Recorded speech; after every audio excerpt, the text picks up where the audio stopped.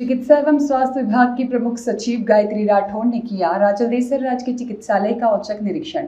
मुख्यमंत्री आयुष आरोग्य योजना मां योजना हो रही है आमजन के लिए फायदेमंद साबित और चिकित्सा कर्मियों को दिए आवश्यक दिशा निर्देश। पत्रकारों ने रिक्त पदों को लेकर करवाया अवगत, 50 बेड का हॉस्पिटल करने की कही बात। चिकित्सा एवं स्वास्थ्य विभाग की प्रमुख सचिव गायत्री राठौड़ ने मंगलवार देर शाम 7 बजे राजलदेसर राजकीय चिकित्सालय का औचक निरीक्षण किया। निरीक्षण के दौरान उन्होंने ओपीडी, रोगी भर्ती वार्ड, लेबोरेटरी आदि निरीक्षण किया। निरीक्षण के दौरान उन्होंने वर्तमान में गर्मी के मौसम को देखते हुए पर्याप्त मात्रा में दवाई और चिकित्सालय में पीने के पानी की व्यवस्था, कूलर, पंखे, एसी आदि की व्यवस्था देखी और अन्य व्यवस्था के लिए उन्होंने उपस्थित चिकित्सा प्रभारी को अतिशीघ्र दुरुस्त करने के निर्देश दिए। साथ ही उन्होंने कहा कि राज्य सरकार की योजना का प्रचार प्रसार करके आमजन को अधिक से अधिक लाभान्वित करें।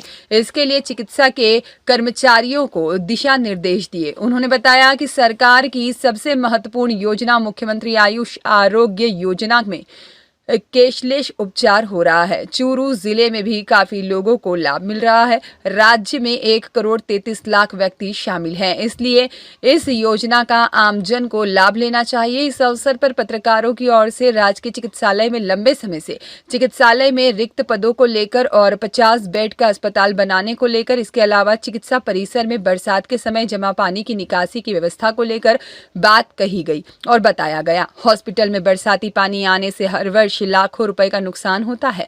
प्रमुख सचिव राठौड़ ने कहा कि अतिशीघ्र राजलदेसर में चिकित्सकों के रिक्त पद भर दिए जाएंगे। साथ ही 50 बेड का अस्पताल के लिए जो नियम है उसको अगर फॉलो करती है तो निश्चित रूप से सरकार को इसके बारे में अवगत कराया जाएगा। इसके अलावा चिकित्सा परिसर में बरसाती पानी के बारे में कहा कि हाँ, यह बिल्कुल महत्वपूर्ण समस्या है और इसके लिए मैं जिला कलेक्टर को अवगत कराऊंगी और उच्च अधिकारियों से भी वार्ता की जाएगी। इस अवसर पर उनके साथ मुख्य चिकित्सा एवं स्वास्थ्य अधिकारी डॉक्टर मनोज शर्मा, अतिरिक्त मुख्य चिकित्सा एवं स्वास्थ्य अधिकारी डॉक्टर प्रवीण झुर्रिया और रतनगढ़ चिकित्सा प्रभारी डॉक्टर प्रतिभा मीणा सहित चिकित्सालय के स्टाफ सदस्य मौजूद रहे। आज आपने राज्य के सामुदायिक स्वास्थ्य केंद्र का निरीक्षण किया है, औचक निरीक्षण किया है, क्या यहाँ पर कमियां मिली है, क्या दिशा निर्देश देती है? देखिए, ये जो सीएचसी है राजलदेसर, जैसा कि बताया गया कि ऑलमोस्ट 400 के प्लस ओपीडी है। उसके प्रपोर्शन में अभी हाल ही में जो डॉक्टर्स की व्यवस्था जिले स्तर से भी और स्टेट लेवल से भी की गई है, कुछ तो इनको सपोर्ट मिला है, लेकिन कोशिश करेंगे कि अभी जो नए डॉक्टर्स आ रहे हैं जिनका रिजल्ट अभी जारी हुआ है, डॉक्यूमेंट वेरिफिकेशन होकर के अगले महीने तक मिल जाते हैं, तो प्राथमिकता पे सारी ऐसी जगह, ऐसी सीएचसीज जहाँ पे ओपीडी भी ज़्यादा है लेकिन डॉक्टर्स की आवश्यकता है, इनको हम प्राथमिकता पे रखेंगे।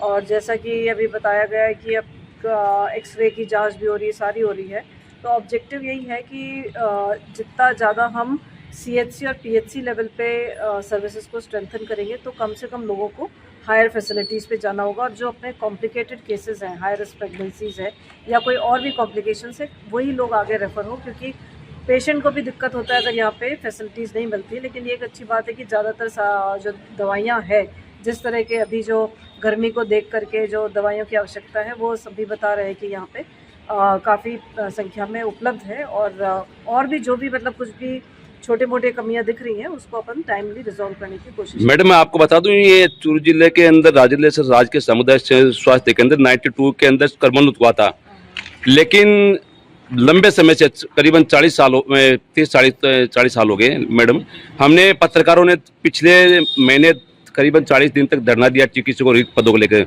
वर्तमान में चिकित्सालय में मैडम एक कार्यरत है, डेपुटेशन लगे हुए डॉक्टर आते हैं, कोई बात नहीं है।